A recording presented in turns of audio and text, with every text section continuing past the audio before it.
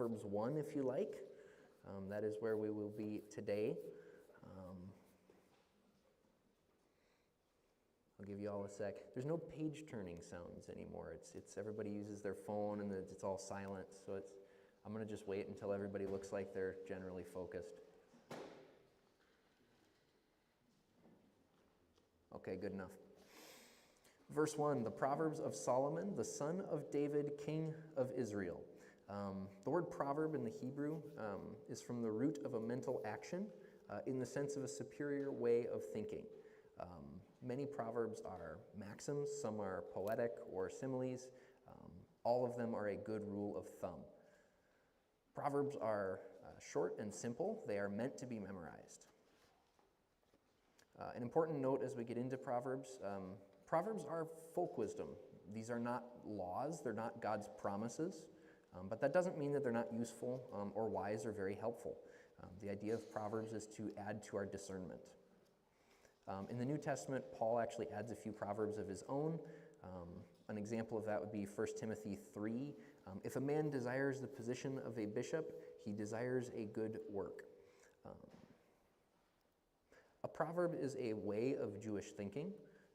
So as we see them, as we find them, we should be looking for them and looking to memorize that wisdom. This is something that we can seek out.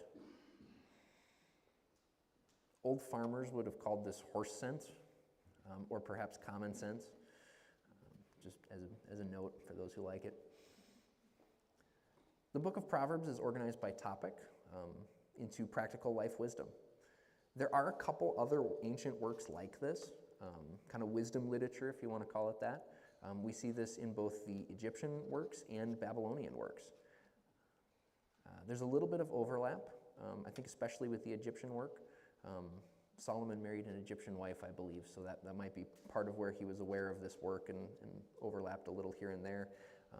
Solomon collected some of the Proverbs that he assembled from others and made this a Jewish version of that. Solomon compiled this list, and we will see the names of those other authors as we go. That said, most of the book he did, in fact, write. Solomon is well known for his wisdom, in part because of this book, but he also wrote the Song of Solomon, the Ecclesiastes, and a good number of Psalms. Kind of the start of that is when he asked God for wisdom. We see this in 1 Kings 3. Then God said to him, "Because you have asked this thing and have not asked long life for yourself, nor have asked riches for yourself, nor have asked the life of your enemies, but you have asked for yourself understanding to discern justice. Behold, I have done according to your words. See, I have given you a wise and understanding heart, so that there has not been anyone like you before, nor shall there any like arise after you." In the next chapter, we see that God fulfills this promise.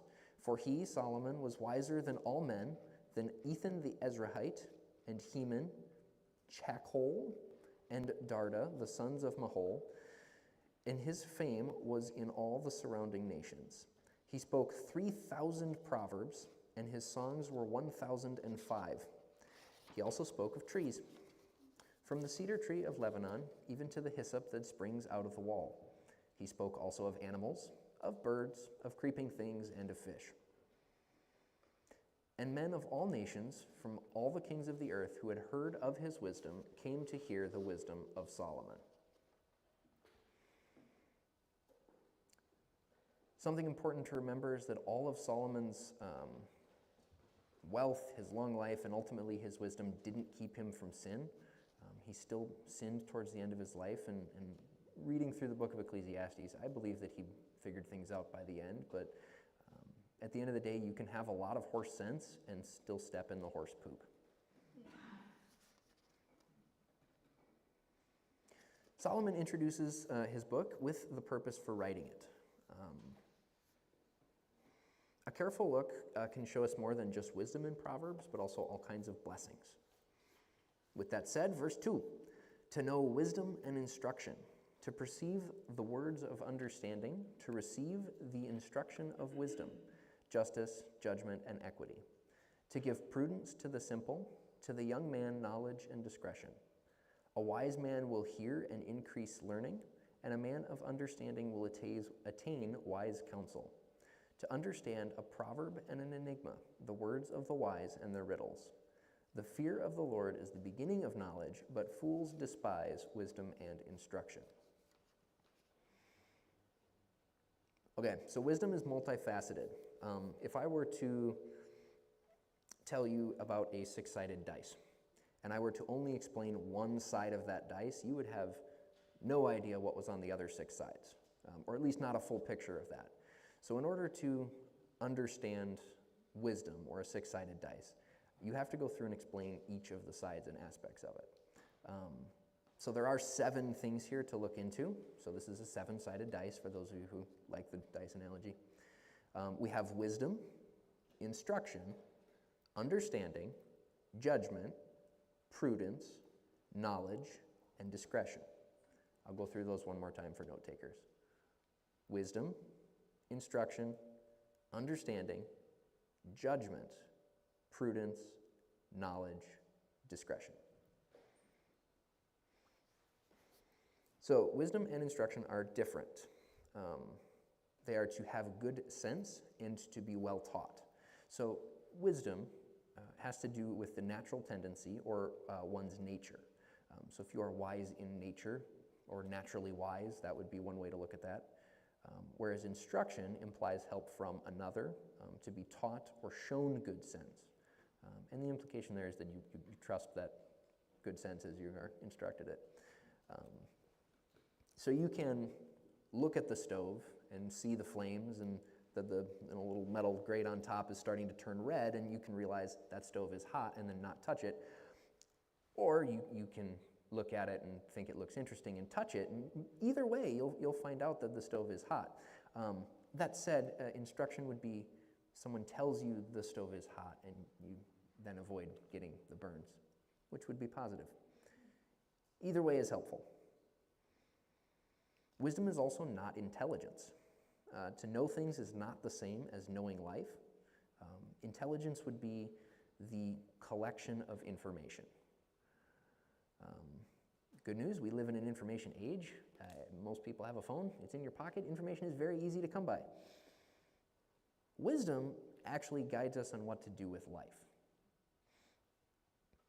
So intelligence would tell us that a tomato is actually a fruit and not a vegetable. Wisdom would tell you that you probably shouldn't put a tomato in a fruit salad. Yeah.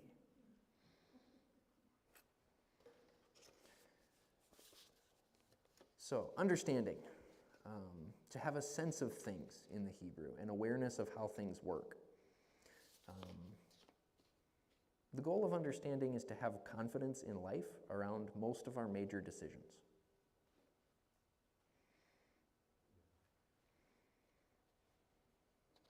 All right, so I'm looking at, which verse is this now?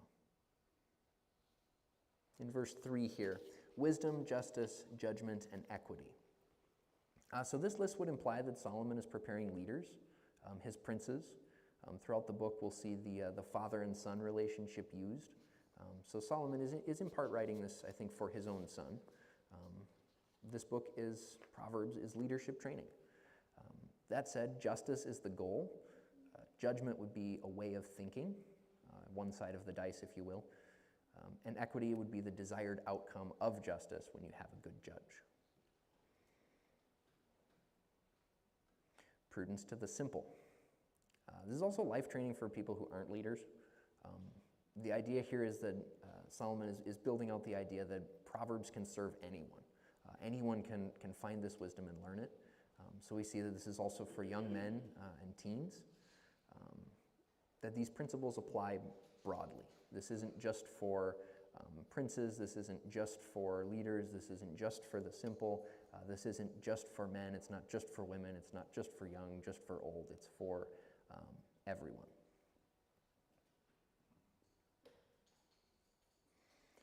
So prudence would be to stop for a second, to consider the outcomes of where you're going, to think about each step of whatever path you're taking.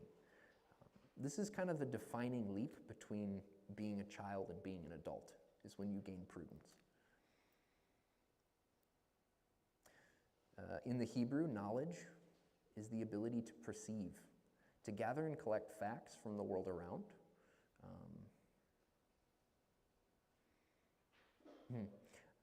You ever noticed that young men tend to be a little clueless?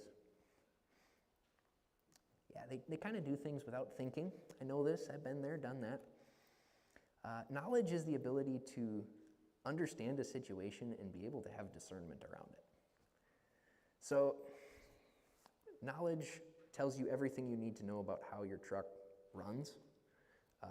Wisdom is knowing how to drive the truck. Wisdom actually helps you get from point A to point B without running into something.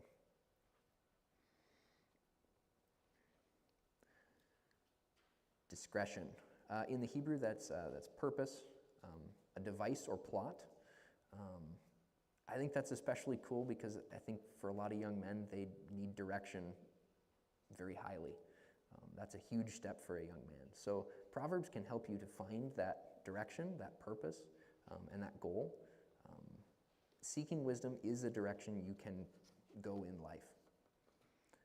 Discretion would be to weigh one's life choices against your story or your plot, if you will, and be able to write a good life for yourself. Verse 5, a wise man will hear and increase learning. Some people just learn. They learn from being able to just watch others and understand. They listen, they watch, they grow in wisdom because they are naturally just wise people. Gotta be nice. Just learn things by watching, not have to learn it the hard way. Sounds lovely. Not everyone is wise by nature. So both the young and the simple will learn, verse 4, and the wise will learn even more in verse 5. A man of understanding will attain wise counsel. It is extremely useful and important to have mentors, guides, and friends in life. It's also very important to determine which mentors, guides, and friends you want to actually learn from and take their advice. I would say do have a counsel in your life. Personally, I like to have 2 or 3.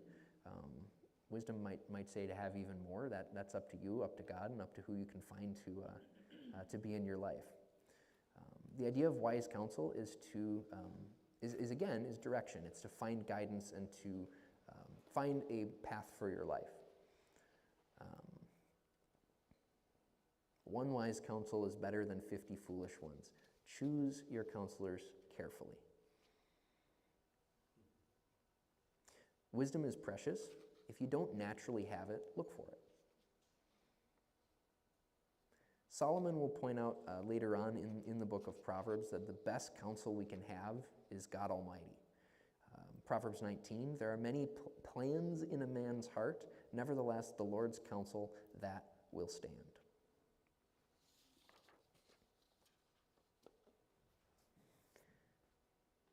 Early off in life, you likely don't have a lot of wisdom, and that is okay. But the sooner you seek it, the better off you'll be. The sooner you'll find out that stove is hot and it's a bad idea to touch it. I've seen a lot of people come and go out of our family, out of our home, out of our lives. It's been a really good opportunity to watch and learn. I do live in the same house as your pastor. I do hear things. So it's a great opportunity to just watch and to learn for myself. I can see people that come and they ask for advice, and I can see the result of that. I can see that Dad generally points them on a good path, and things go well for them. And it's fun to be able to celebrate with that with them when they share it with me. On the flip side, I've also seen people make really big life decisions and they don't ask for advice. And that's pretty sad because that generally doesn't work out as well for them. So it's a blessing to see people who seek advice and then to be able to watch them flourish is a joy. Don't make big life decisions without asking godly people for their 2 cents. It's so easy, it's so simple. Why wouldn't you ask godly people for their advice? And I think you'll be blessed for it. Verse 6, to understand a proverb and an enigma, the words of the wise and their riddles. So an enigma in the Hebrew is a figure that mocks, taunts, or a satire of foolish behavior.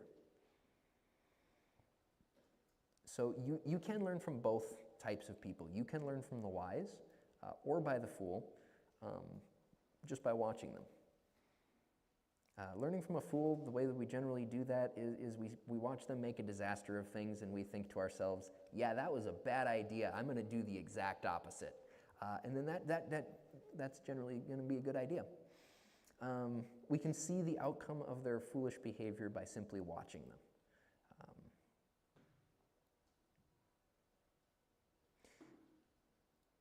A proverb would be the better way to learn.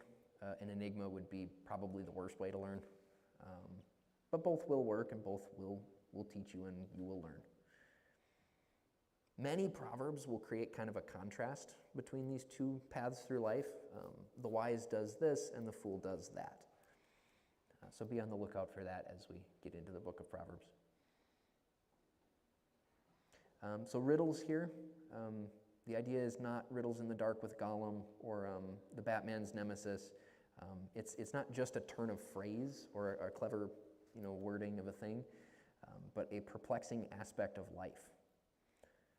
So through Proverbs and through wisdom, we can sort out life and learn how to live it through the lens of wisdom. That is worth our time. So, in short, verses 2 through 6, wisdom is for the leaders and the youth, smart and simple, rich and poor. In every life situation, there will be choices and paths that are more or less wise for us to take. Finally, as Solomon is kind of doing the introduction for the book here, he conditions all of the common sense wisdom that he gives. Wisdom will only take you so far, and its limits end where God begins. Here's the first and biggest proverb of the book. Verse 7, the fear of the Lord is the beginning of knowledge, but fools despise wisdom and instruction. To understand God's, hold on, I got to get this right now. To understand God's omnipotence as compared to our impotence should give us fear. If we aren't humbled before God, no amount of Proverbs will help you in life. Beginning all true knowledge and wisdom starts with God and with our relationship with Him. Without our relationship with God in order, none of the book of Proverbs will help you. In Romans 1, verse 20, for since the creation of the world, His invisible attributes are clearly seen, being understood by the things that are made, even His eternal power and Godhead, so that they are without excuse. Because although they knew God, they did not glorify Him as God, nor were thankful, but became futile in their thoughts, and their foolish hearts were darkened. Professing to be wise, they became fools.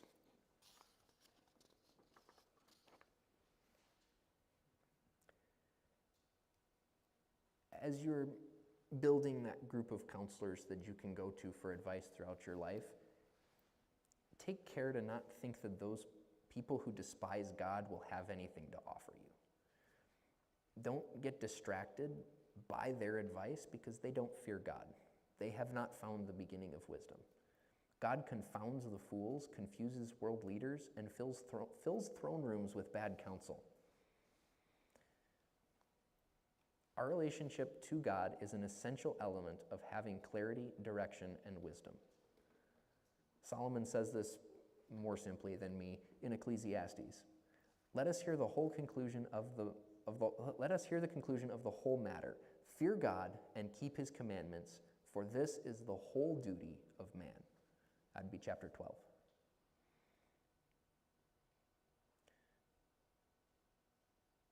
If you're not even trying to sort out your relationship with God, this book is not going to help you. You're going to kind of just be lost.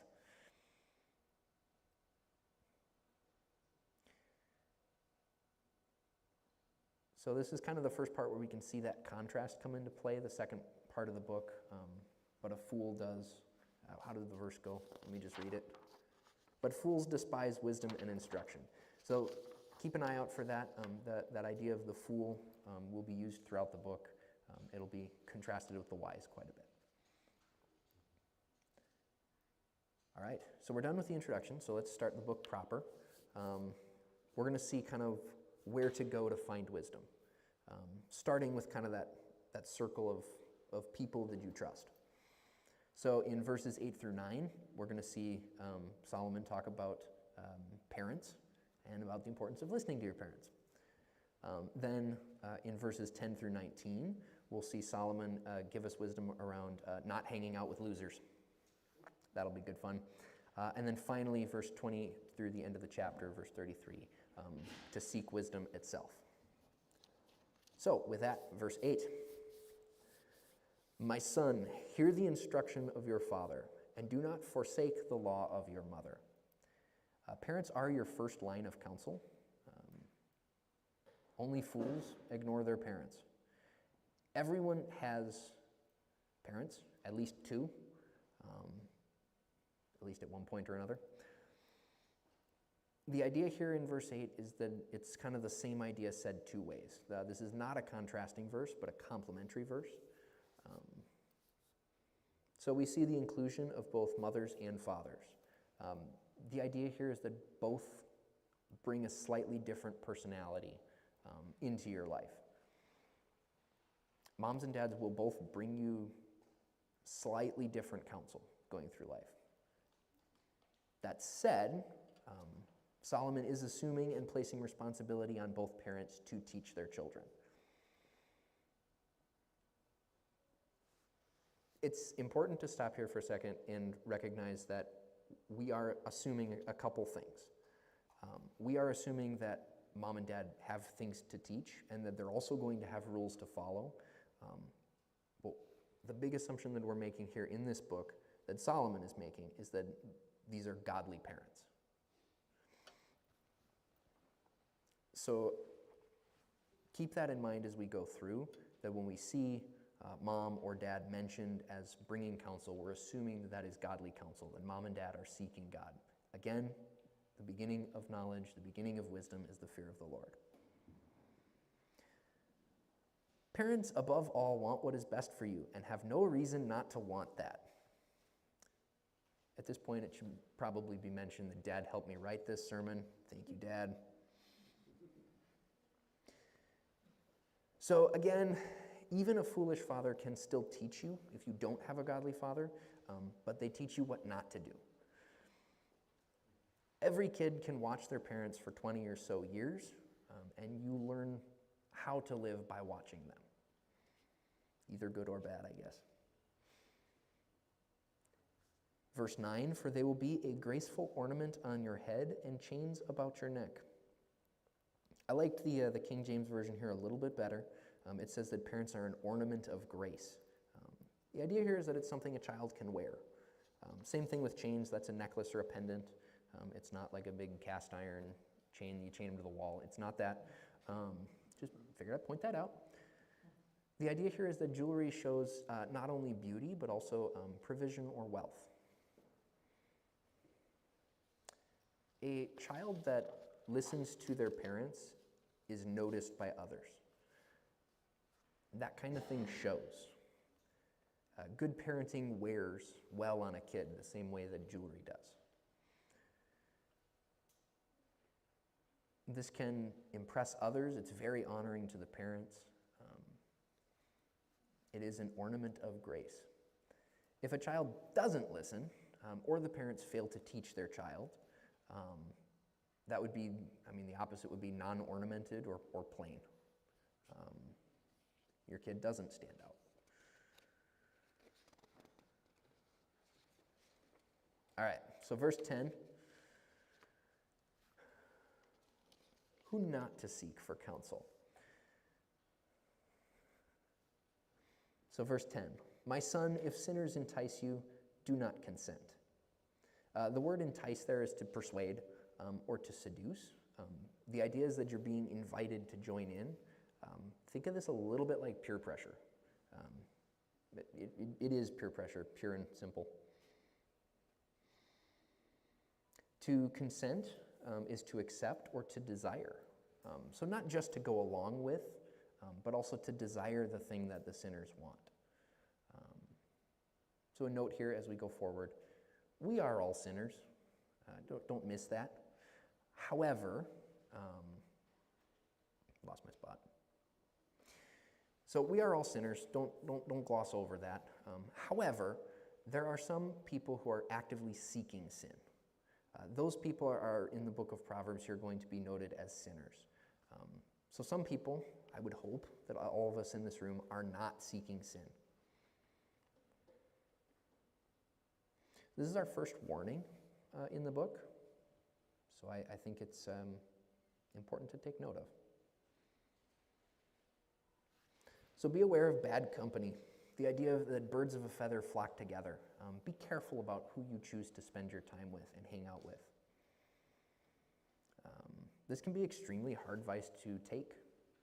What if you grew up with that person? What if you like that person? The more we like a person, the more important yet the harder it is to take this advice. The science of sociology, or the study of people in groups, points very, very strongly to the idea that we act differently based on who we hang out with. So we adopt behaviors to fit in or to gain social acceptance. That's called normative influence. Chartrand and Barg, delightful, found that individuals unconsciously mimic the postures, mannerisms, and behaviors of those they interact with. This phenomena is called the chameleon effect. So if you'd like to become a sociologist, you can go and read and study all of this for the rest of your life. That said, you could also read verse 10 and take good advice where you find it and save yourself a lot of reading.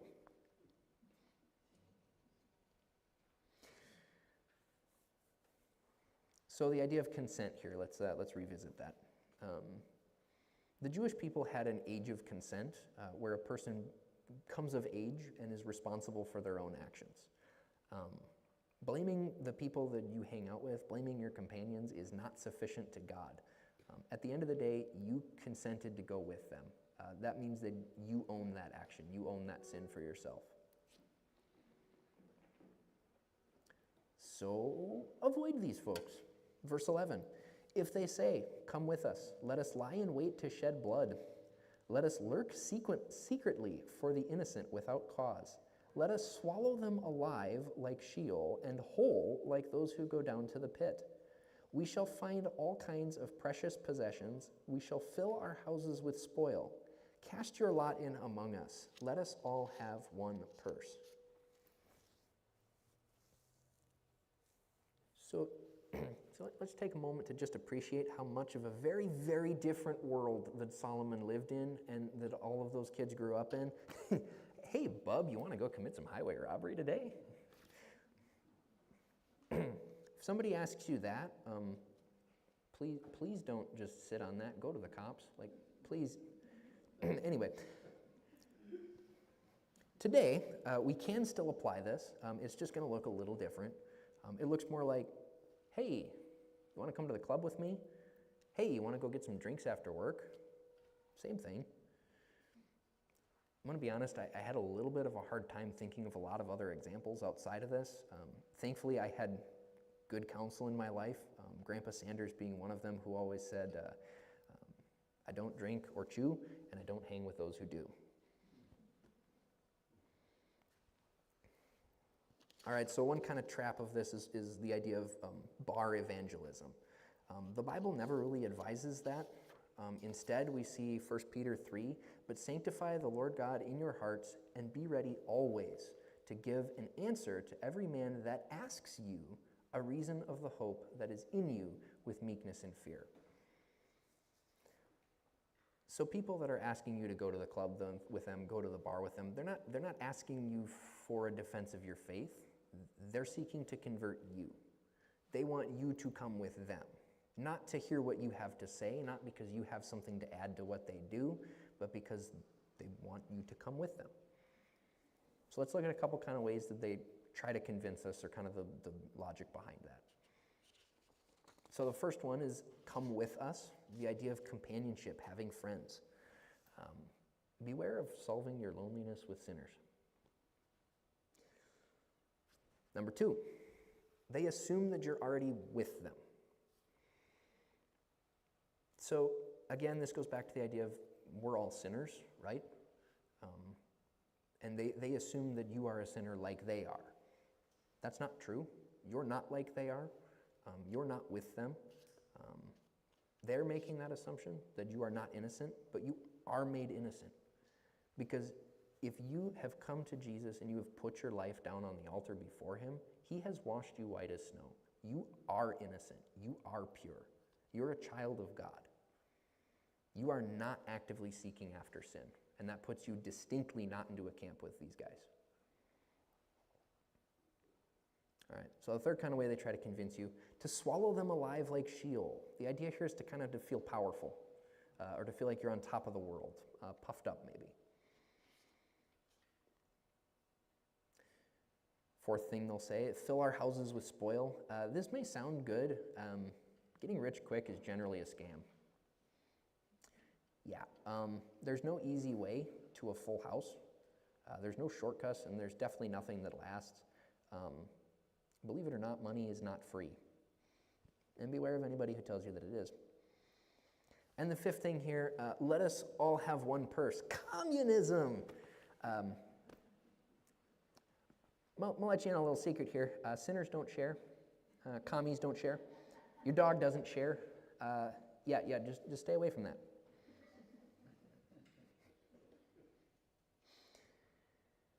Verse 15, my son, do not walk in the way with them. Keep your foot from their path. God has given us a way to live. The world has given us another. Biblical advice is to not walk with sinners. Jesus says he is the way, the truth, and the life. That is a much better path to walk.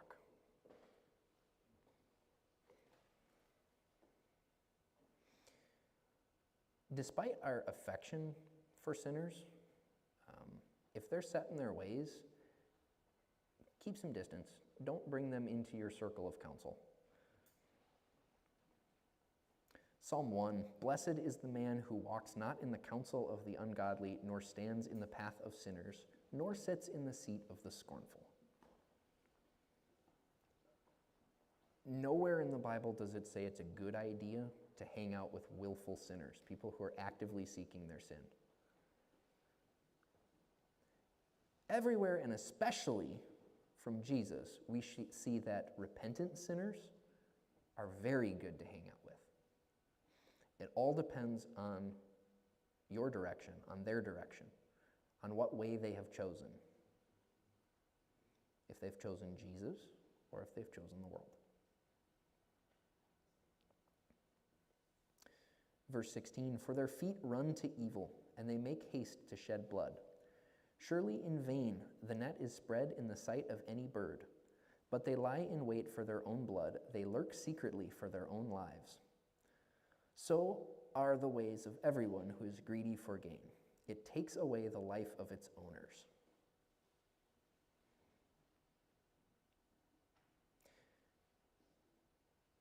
So these people actually want trouble. They do not want peace. Ultimately, they're putting their desires ahead of God's. Solomon's trying to show us here that invitation is a trap. When the bird comes in, it doesn't see the trap. It only sees the food, the bait that you put on the trap. Y'all, there's no free lunch. No free lunch. The idea of a trap is that it looks good on the surface, but at the end of the day, it's not freedom. What these sinners, these willful sinners are offering you is just death. There was a great philosopher that summarized this. I can't remember his name. I heard of him in Bible college, and it was, I got to get the phrasing on this right, because it really, it worked for me. It was, mo money, mo problems.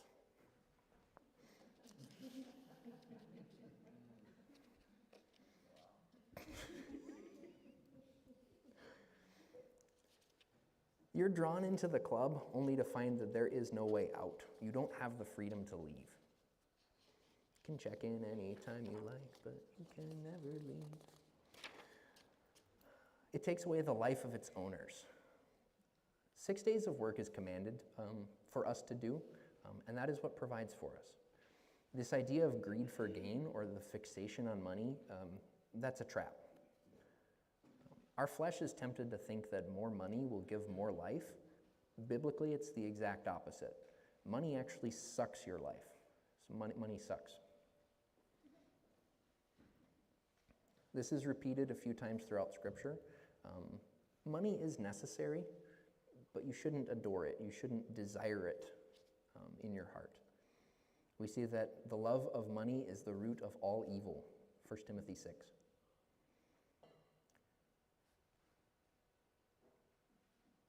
You simply will never have enough if you're seeking money. Wanting more, coveting, it all leads to a very unsatisfied life. It's a life sucker.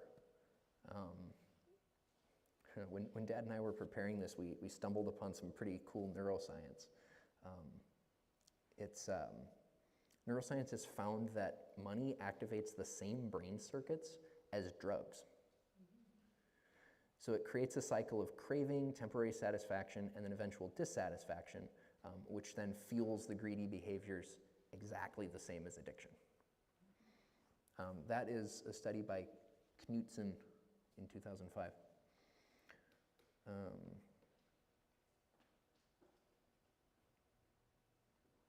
Solomon is showing us who to avoid. We want to steer clear of sinners, and we want to seek out the innocent. So that brings us into kind of our third section here. Seek wisdom. In verse 20, wisdom calls aloud outside. She raises her voice in the open squares. Solomon personifies wisdom as a woman. Why would he do this? He could have chosen either of the two genders. He chose female for a reason. Something to consider here. The audience is probably his son. So given that he's writing this book largely for his son, he wants his son to think about wisdom the way that you would think about, well, for young men, for that woman that you want to pursue and marry, and for older men, that woman that you have pursued and married. You want to go after wisdom that same way, passionately, driven, and focused. I think you could go so far as to say that wisdom should be attractive to us. In the open squares, wisdom is very easy to find. That's the good news. The bad news is that many people choose to simply ignore wisdom. As obvious as wisdom is, read the book of Proverbs, do what it says. Yeah, we see that Solomon doesn't have a lot of pity for those who don't pursue wisdom. Verse 21, she cries out in the chief concourses. At the openings of the gates in the city, she speaks her words. How long, you simple ones, will you love simplicity? For scorners delight in their scorning, and fools hate knowledge. Turn at my rebuke. Surely I will pour out my spirit on you, and I will make my words known to you. Because I have called and you refused. I have stretched out my hand and no one regarded. Because you disdained my counsel and would have none of my rebuke, I also will laugh at your calamity.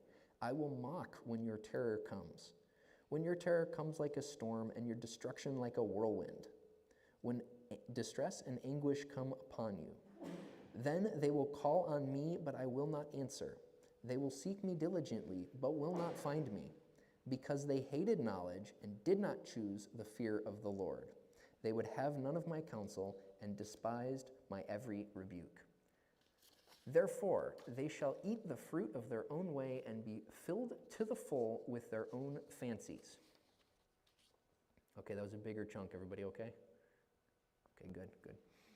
Okay, so a couple kind of basic points going over this. And compliments to Solomon on just a really well-written introduction to this book. Wisdom presents herself to everyone.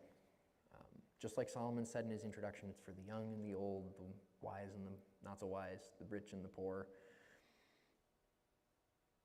Wisdom is available to all. Wisdom is not the Spirit of God. Let's clarify that. But wisdom is in the Spirit of God and what God wants for us. So wisdom is a spiritual attribute. And it's a good spiritual attribute. Last but not least, many will and do ignore the wise path to walk in. So let's look at verse 26 a little bit here. I also will laugh. This sounds a little cruel up front. But I think pity is for those who suffer without cause. And people who ignore wisdom, they're not suffering without cause. We know their cause. They know their cause. It is okay to look at a stubborn fool reaping what they sow and laugh at them. It is okay to see their self-made disaster and find it kind of funny. I think all of us have met people like this, where they're kind of a walking disaster, and you do your best to help them, to guide them, to counsel them, and they just make excuses for the very thing that has caused their own destruction in the first place. If you don't laugh at them, you're just going to cry, and that's awkward. Nobody wants to see you cry. Please stop. Oh. So it is okay to laugh. I think we have to laugh. Then they will call on me, but I will not answer, verse 28. Stop doing the thing that is destroying you. That's the simplest way to get out of this vicious cycle. Just stop. There is a point where stupid living reaps unsolvable and unfixable issues. On the one hand, this is heartbreaking. How would we not feel sorry for these folks? And on the other hand, wow. Just, wow, don't do that.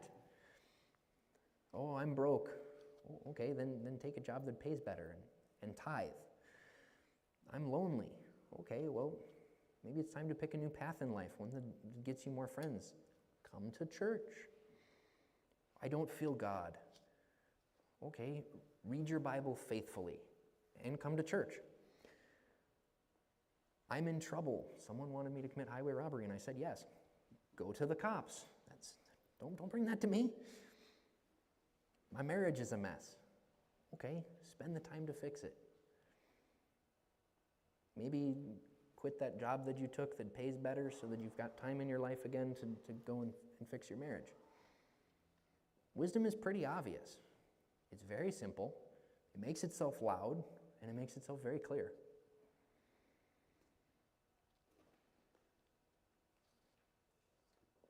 For people that just want to complain, to give their sob story to you, but then reject the obvious solutions when they're presented to them, that's what in the book of Proverbs we call fools. Don't walk for too long with folks like this, because at the end of the day, they're just going to suck your life too. You're going to pour in grace and love and mercy. You're going to try to help them in every way you can. And they're just going to keep making excuses for why the behavior that is destroying them is the thing they need to keep doing. Verse 30, they would have none of my counsel. This is a pretty good measure of that. Open the Bible, show them a better path to live, and wait for them to respond. The godly response, the good response, the wise response is the fear of the Lord. Solomon's bringing us all the way back around.